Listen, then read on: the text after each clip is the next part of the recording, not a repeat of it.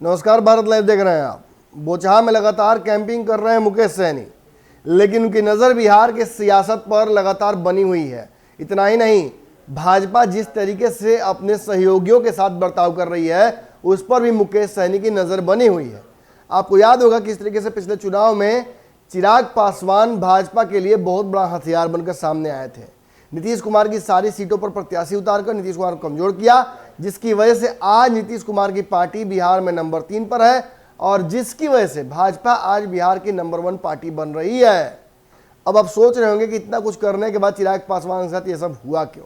ये देखिए, भाजपा की रणनीतियों का हिस्सा है। कल मैंने पंचनामा में आपको बताया भी था कि जब बिहार में दलित वोट बैंक बिखराव होगा, उसमें टूट होगा, कई उसके हिस्सेदार होंगे, चाहे चिराग पासवान हो, तेजस्वी यादव हो या फिर मुकेश सहनी हो, तभी इस वोट बैंक का प्रभाव खत्म होगा। तभी भाजपा बिहार में पोलराइजेशन करके अपने वोट बैंक को प्रभावी बना पाएगी। और देखिए, बिहार में 2015 से आज तक भाजपा ने इतना जरूर कर लिया कि जहां 2015 में भाजपा को सबसे बड़ी मुक्की खानी पड़ी थी, आज वो किसी भी दल को बिहार में आंखें दिखा रही है। इतना ही नहीं, जिस तरीके से चिराग पासवान के 12 जनपद वाले बंगले से उनको खाली कराया गया, वो कोई बड़ी बात नहीं थी। चिराग पासवान से कायदे से कोई बहुत बड़े पद पर है नहीं, सांसद हैं, लेकिन इतने बड़े बंगले पर उनका अधिकार इस केवल सांसद बन जाने से नहीं होता है। लेकिन बड़ी तस्वीर क्या है, आप अपने स्क्रीन पर देखिए किस तरीके से रामविलास की तस्वीरें धूल फांक रही हैं, किस तरीके से संविधान की प्रतियां धूल फांक रही हैं, किस तरीके से रामविलास पासवान की इतनी लंबी लेगेसी, इतना लंबा राजनीतिक इतिहास, इतना बड़ा सामाजिक दायित्व दिया जो उन्होंने, उन सब को भाजपा के लोगों ने धूमिल कर दिया है और मिट्टी में मिला दिया है। देखिए, इन तस्वीरों को समझने की कोशिश कीजिए कि आखिर भाजपा ने क्या किया है।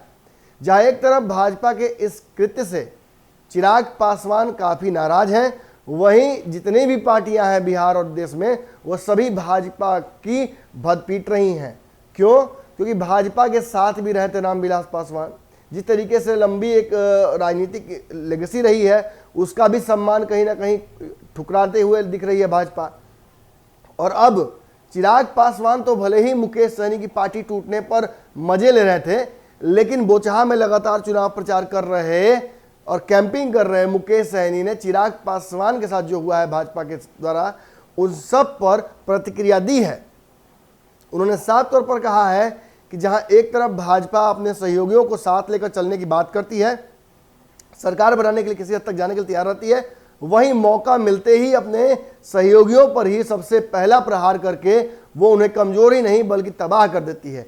देखिए किस तरीके से मेरे साथ भाजपा ने व्यवहार किया, देखिए किस तरीके से चिराग पासवान की पार्टी को तोड़ी, तब भी चिराग पासवान को समझ में नहीं आया। अब जब चिराग पासवान के पिता के साथ इस तरीके का व्यवहार किया गया, जो कि बहुत ही गलत है, क्योंकि खुद रामविलास पासवान अपने आप में एक लंबी राजनीतिक किताब के तौर पर है और जितना समय उन्होंने राजनीति में दिया है, जितना सेवा भाव उन्होंने राजनीति में लाया है और जितना बड़ा कद राजनीति में उनका है, उनके साथ इस तरीके का व्यवहार कम से कम नहीं करना चाहिए था भाजपा को। इतना ही नहीं, चिराग पासवान के जो जख्म है उस पर कहीं ना कहीं उन्होंने मरहम लगाने का भी काम किया है और ये भी कहा है कि चिराग पासवान आने वाले भविष्य की राजनीति के हैं और आगे चल के वो बहुत सारे चीज़ों को करेंगे, बहुत सारे काम को करेंगे और बिहार में भाजपा को भी एक तरह से पर्दाफाश करने की आवश्यकता है।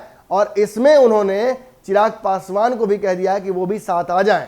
यानी कहीं ना कहीं मुकेश सहनी ने भाजपा को एक्सपोज भी किया है और साथ साथ चिराग पासवान को भी, जो लगातार इस वक्त दुखी चल रहे हैं, पटना आज आए, पटना आने के बाद भी उन्होंने भाजपा पर कम हमला और अपने चाचा पारस पर ज़्यादा हमला किया है, इस पर भी कहीं ना कहीं मुकेश सहनी ने घुमा फिरा कर अपनी बात रख दी है और ये स्पष्ट कर दिया है कि रामविलास पासवान और चिराग पासवान के साथ जो हो रहा है वो निहायत ही गलत है। अगर ये वीडियो पसंद आई और वह बिहार के राजनीति और बिहारियत से सरोकार रखेनी तो सब्सक्राइब बटन दबा के चैनल के सब्सक्राइब कर ली। ओजे एगो घंटी बा, ओकरा बटन दबा देला से कुल सटीक और मारक खबर रुआ मुफ्त में मिल जाई। अगर रुआ पत्रकारिता के हमनी के नया प्रयोग में सहयोग कर चाहतानी तो ज्वाइन बटन दबा दी। पेटीएम नंबर नोट कर ली 9386816700। धन्यवाद।